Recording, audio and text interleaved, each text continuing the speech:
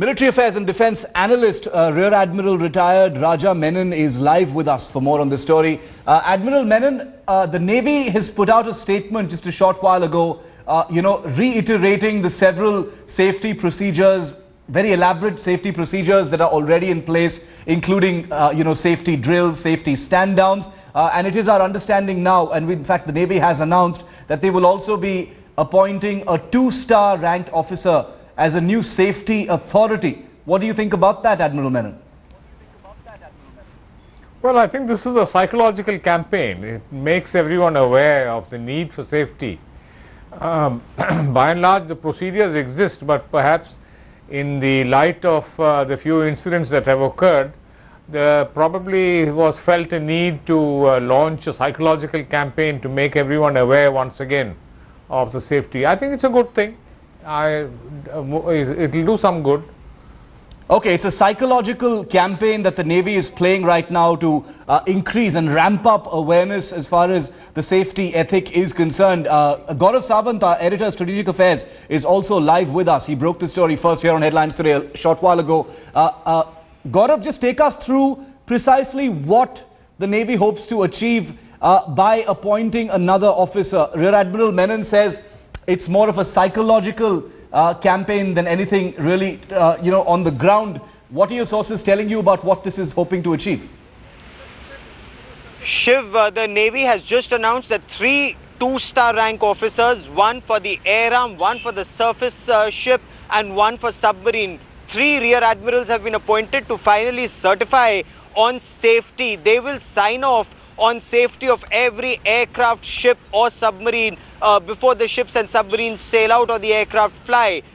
This department will have to authorize, authenticate the safety measures that any ship or submarine has. They will have to sign off on it ultimately. As the Admiral Menon was just telling us, a part of this is psychological because the Navy wants to once again say safety first needs to be inculcated into all ranks, and safety first is the new mantra of the Indian Navy after a series of accidents that have taken place in the recent past. Now what Navy sources are telling us, you saw exemplary bravery on the part of 2 officers, and you and I have been reporting extensively on this, Shiv, whether it was Lieutenant Commander Muval or Lieutenant Manoranjan Kumar.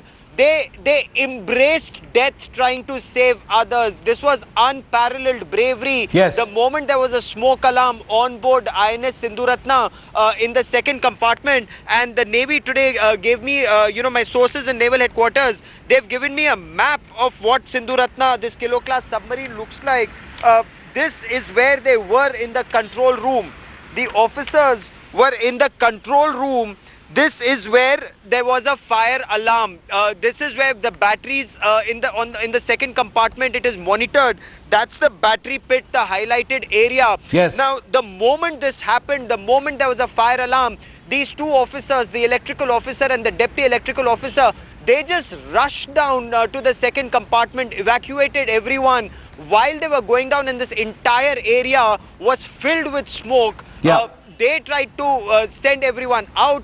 This area was sealed off, oxygen was sucked out. So clearly these 2 brave officers showed unparalleled bravery and made the supreme sacrifice of their lives trying to save other lives on board INS Sindhuratna. There were 74 people on board, including the Commodore commanding submarine fleet.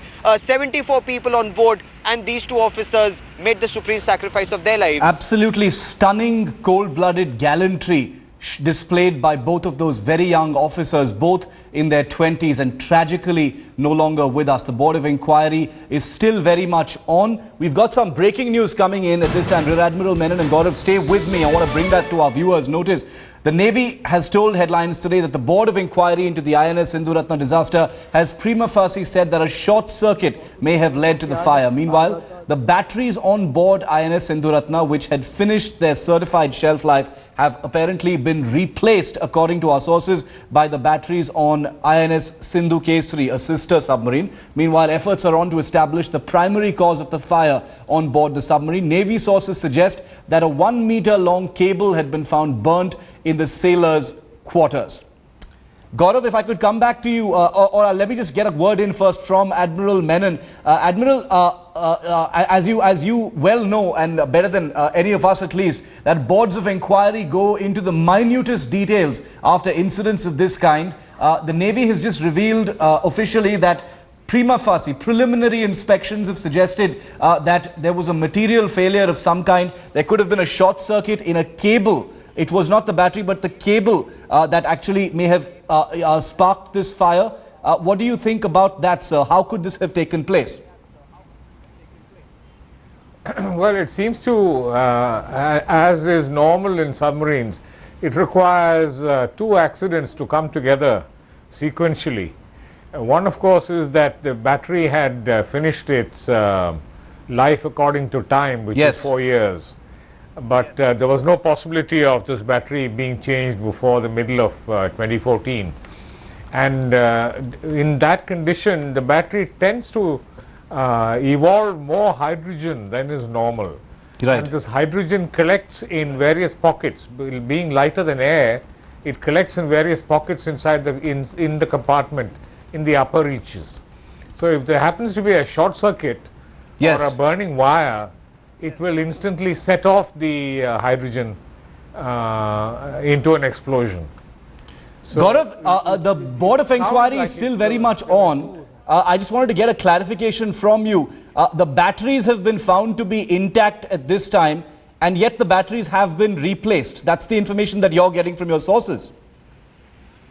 Well, there was a huge hue and cry and an outcry about the batteries, and this is something that Raksha Mantri A.K. Antony himself wanted clarified, and the Defence Secretary R.K. Mathur. Now, what sources in Ministry of Defence and Naval Headquarters have independently confirmed to Headlines today is that one, battery was not prima facie. Battery does not appear to be the cause of the fire on board Sindhu Ratna, because both 240 batteries, so 120 batteries in each compartment. Both batteries, both compartment, all the batteries are fine. There's no damage to the batteries. There's no damage to the battery pits. And just before this exercise, that's the clarification that Navy has issued. Just before the submarines sailed out once again, because INS Sindhu Kesari is in refit, so there was a cannibalization, and INS Sindhu Kesari's batteries had been put on board INS the submarine Sindhu Ratna that caught fire, and there was an accident. So according to the Navy, prima facie, batteries were not the cause of the fire. Batteries had been replaced, and they had 40% residual life left in terms of 200 charges to discharges each. Yes. So 40% residual life was still there on Sindhu Kesari's batteries, which were on board Sindhu Ratna. All right, so that adds a fresh twist to it. Remember, these are still very preliminary investigations. We will get more details in a short while from now. Gaurav, consistently reporting on the very latest that the Navy is revealing about that complicated inquiry into the accident on board INS Sindhu Ratna. Rear Admiral Raja Menon and Gaurav Sawant, thanks for the moment for joining us.